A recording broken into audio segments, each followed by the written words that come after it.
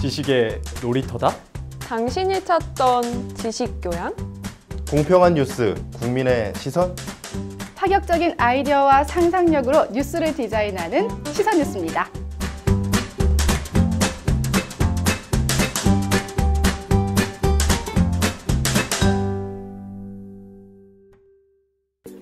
안녕하세요. 건강프라임 이승재입니다.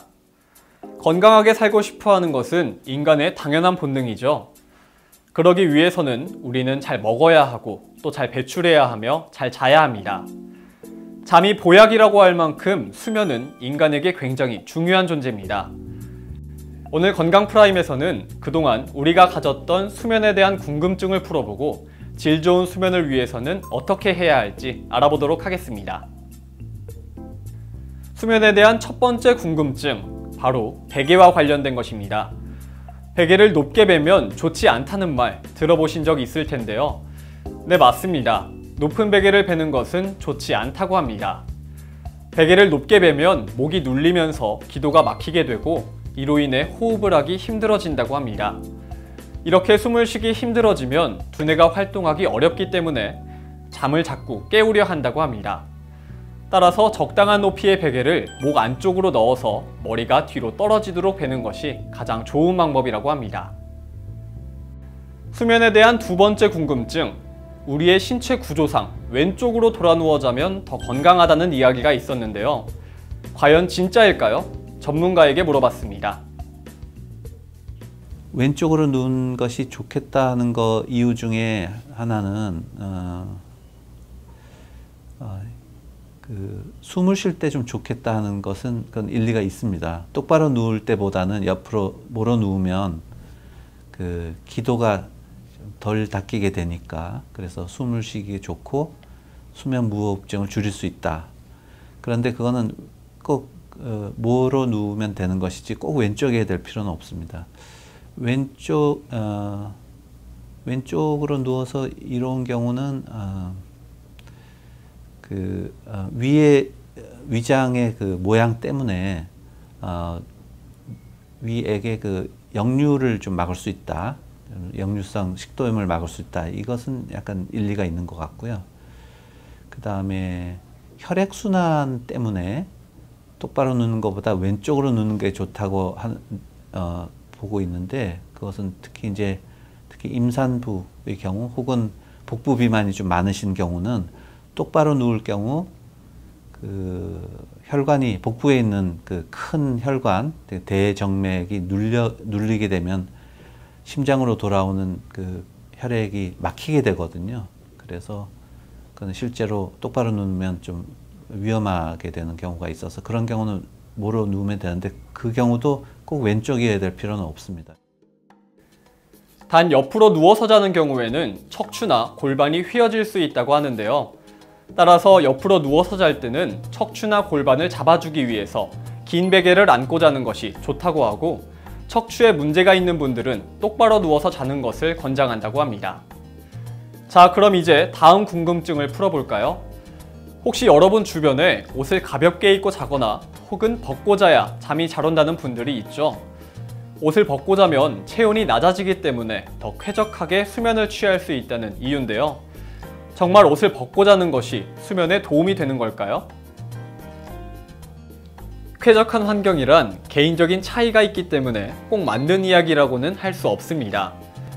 따라서 쾌적함을 느끼는 온도도 개인마다 차이가 있고, 그렇기에 옷을 벗고 자는 것이 무조건 숙면에 도움이 된다고는 할 수 없죠. 물론 옷을 입지 않은 상태는 신체를 옥죄지 않기 때문에 혈액순환 측면에서는 좋다고 할 수 있고, 함께 잠을 자는 사람과 피부를 맞대는 것이 정서적 안정감을 줄 수는 있다고 합니다. 하지만 이 역시 개인차가 있을 수 있다는 거죠. 네 번째, 요즘 반려동물을 키우는 사람이 늘면서 잠을 잘 때 반려동물과 함께 잠을 자는 분들도 있습니다. 이분들은 반려동물과 함께 자는 것이 숙면에 도움이 된다고 이야기하는데요. 이는 어느 정도 일리가 있는 말이라고 합니다. 사람을 포함한 포유동물들은 피부 접촉을 하는 것만으로도 굉장히 안정감을 느낀다고 합니다. 아이가 엄마의 곁에 있으면 훨씬 편하게 잘 놀거나 잠을 잘 잘 수 있는 이유도 바로 이러한 이유 때문인 거죠. 피부를 맞대는 데서 오는 심리적 안정감이 숙면에 도움을 주는 겁니다. 마지막 궁금증. 바쁜 현대인들이 부족한 잠을 틈틈이 몰아서 자는 경우가 있는데요. 잠을 쪼개서 잘 때와 쭉 이어서 잘 때 같은 시간을 잔다면 효과는 똑같을 겁니다. 답은 그렇지 않답니다. 잠을 쪼개서 자는 경우는 깊은 잠인 비렘 수면을 채워주게 됩니다. 따라서 피로 회복이나 근육의 이완에는 도움이 되죠. 하지만 이렇게 잠을 나눠서 자게 되면 얕은 잠인 렘 수면이 부족하게 됩니다. 아직 완전히 밝혀지진 않았지만 렘 수면의 경우 낮 동안 생겼던 심리적 불안감과 스트레스를 해소하는 역할을 하기도 하는데요. 잠을 나눠서 자면 이러한 효과가 떨어지게 됩니다. 따라서 잠을 쪼개서 자는 것이 생명에 지장을 주는 것은 아니지만 되도록 잠을 쭉 이어서 자는 것이 좋습니다. 이외에도 나이가 들면 왜 아침잠이 줄어드는가에 대한 궁금증도 있었는데요. 이는 신체 리듬의 변화에 따른 자연스러운 변화라고 합니다. 그렇다면 수면이 부족한 우리 현대인들, 숙면을 취하고 개운한 아침을 맞기 위해서는 질 좋은 수면을 취하는 것이 중요한데요. 그렇다면 질 좋은 수면을 위해서는 어떤 노력을 해야 할까요? 규칙적으로 잠을 자는 것이 굉장히 중요합니다. 그래서 우리가 바쁘다 보면 그게 뜻대로 안 되는 경우도 많지만 가급적이면 일정한 시간에 잘수록 좋고 또 12시를 넘기지 않은 것이 좋습니다. 네. 젊은 분들은 특히 새벽녘에 잠을 주무시는 경우도 많이 있는데 그렇게 되면 12시가 지나면 새로 좀 깨게 되거든요. 우리 그 의식이. 그래서 12시 이전에 잠을 드는 것이 좋겠고, 그 다음에 자극이 되는, 두뇌에 자극이 되는 TV라든지 스마트폰 이런 것은 멀리하는 것이 좋으실 것 같고요. 또 수면 시간 가까이 좀 심한 운동은 안 하시는 것이 좋을 것 같습니다. 운동을 하시면 몸이 깨어나서 오히려 잠들기 힘든 경우가 있고, 또 잠에 방해가 되는 물질들, 커피, 술 이런 것을 좀 피하고 그런 것이 건전한 잠을 자는 좋은 습관이 되겠습니다. 네. 숙면을 취하는 방법, 우리도 익히 잘 들어 알고 있는 것이지만 실천하기가 어렵죠. 또 잠을 이루지 못해 수면제를 드시는 분들도 있는데요.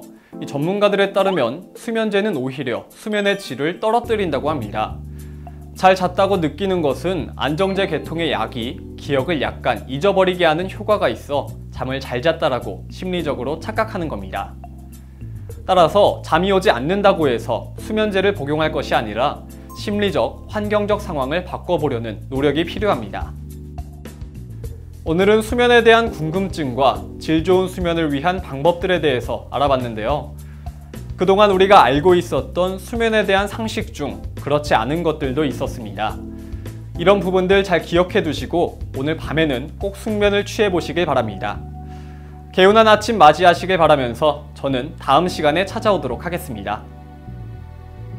건강프라임에서는 질병에 대한 여러분의 사연이나 의견을 받습니다. 많은 제보 바랍니다.